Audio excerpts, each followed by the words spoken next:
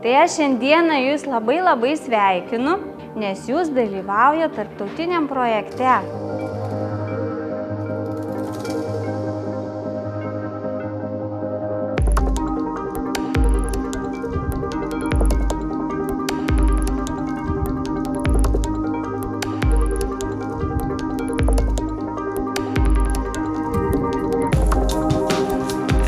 Šita kultūrinė edukacinė programa, kuri skirta visą mėnesį mokykloms, išsiskiria tuo, kad čia mes mokomės su vaikais daug įvairių įgūdžių, kurių vaikai negauna įprastose pamokose.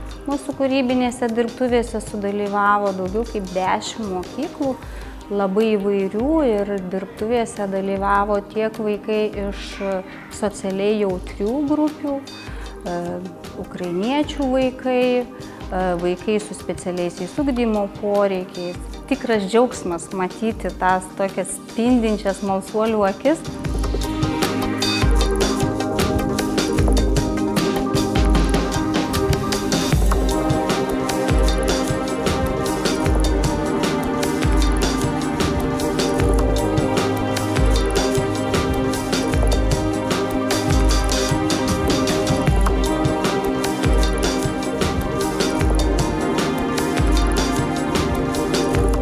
Labai džiaugiuosi CREART programa, kad jinai tokia yra, nes tikrai tai unikali galimybė suteikiama Lietuvos mokykloms susitikti su kūrėjais. Vaikam pamatyti gyvą menininką, gyvą kūrėją, kuriantį, galinti pasidalinti savo patirtim, yra tikrai įspūdinga ir dažnai palieka tokį gilų įspaudą.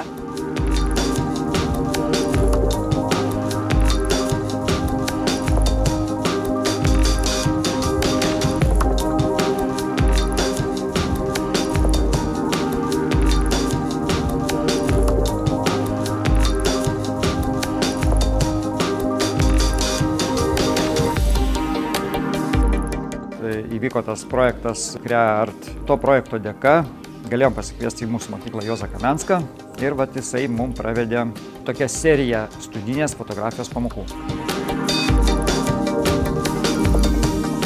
Jauties lyg ne paskaitose, bet toks tikrai save tobulini, laukia kiekvieną dieną ateiti čia, nes tikrai labai įdomu. Šita edukacija yra skirta, kad studentai gautų galimybę pasičiupinėti įrangą, kurios neturi mokykla. Antras dalykas svarbus, mokantis labai gerai yra turėti galimybę pabendrauti su skirtingais dėstytojais ir tada gali pamatyti, kad vis dėlto pasaulis yra daug platesnis ir margesnis, negu kad kartais iš vieno žmogaus pasakojimo gali pamatyti.